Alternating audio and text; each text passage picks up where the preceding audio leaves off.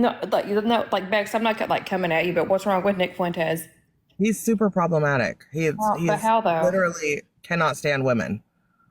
Enemy number one is So who can. do men not have a right to have an issue with how women are coming at men nowadays? They could have an issue with that without preaching to other men how awful women are. What do you think women are doing? Preaching to women about how awful men are. I don't care about like how people feel about the opposite gender. I've made it so fucking clear that I think both movements on both sides are very problematic. I don't like modern day feminism any more than I like the red pill culture. I think they're both fucking harmful. But we want to focus on one or the other as if only one side is the problem when both sides have multiple fucking problems and no one wants to have the conversation how they're both problematic. But arguably, if people are just going to be okay with like just like full on like hatred towards other people based on anything, like I'm not ever going to be down with that. But you don't think that men are getting an extreme amount of hatred nowadays? I think everybody's getting an extreme amount of hatred. You don't think that it's more acceptable for women to extremely put men down? Who is putting men down? Women. Not me. You personally are not, but women. That is a constant thing. In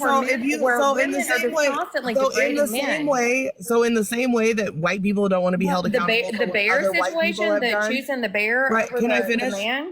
So in the same way that you don't want to be held accountable for what other white people do, I don't want to be held accountable for what other women do. I'm only accountable for myself. I'm only accountable for myself. Right. So if a man is preaching that all women in this day and age are shit, blah, blah, blah, based on what some women are doing, yes, I have a problem with that. So just because he got popular for saying, speaking up for men, he is a demon now?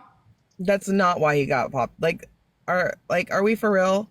No, he can speak up against women, but there's a lot difference. Like, why doesn't he speak to other men? Why don't men speak to men and women speak to women? Why is it all the other way around? Why can't he speak up? Yeah, he speaks to men about the problems with women. Why do you guys hate that? Why is he not allowed to do that though? Hey, coming at you, but what's wrong with Nick Fuentes? So just because he got popular for saying, speaking up for men, he is a demon now? That's not why he got are we for real? What the fuck? We're done. White people are. You want to say you're tired from what? We're tired. DEI, you're tired of what? Having the standards lowered for you everywhere? Tired of what? People walking around on eggshells not to offend you? Tired of what exactly? What are you tired of? Brain woman.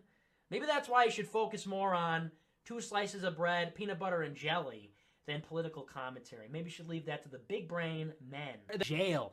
That's what made me a statist. It's what? How could you say it's not desirable that we have different people living here together in harmony? Like, why do you want that? Why is that a good thing? Then the dominoes start to fall. What if they were men? Would they be acting the same way? And then I think, well, what if there were no women in Congress? And then I think, what if women didn't even vote for Congress? What if they didn't even vote for president? And then I think, what kind of a world would we live in? And then I start doing research. I start looking at the numbers. I start looking at, what would the 2016 election look like if only men voted? And then I look at 2012 and 2008, and I look at every election for the past 40 years. And then I control for other factors like race and other things. When Spencer called me out, he said, Nick, why don't you just leave the alt-right? Would you say that me having sex with my dog is the same thing as me having sex with a black man? No. But they would both be degenerate. Oh, and then I think, man, it seems like if we shrank the suffrage, if we shrank enfranchisement in terms of the vote, back to what it used to be, white property-owning men. I don't want to live around black people. I just don't. It would be irresponsible if I had a wife and kids to live near black people. It just would be. And that's not to say that every black person is violent. It's not to say that every black person is the same way. But we watch the news. We read the papers. When you drive downtown in Chicago, you know who you got to look out for and worry about when you're thinking about whether you're going to get carjacked, when you're worried about catching a stray bullet, when you're worried about who's going to pull up on the side of the road and literally shove a rifle in your face and steal your iPhone or shoot you point blank, execution style, in Lincoln Park. We know who's doing it. I don't want to live near them. I don't want to be near them. They make me nervous. That's a survival instinct.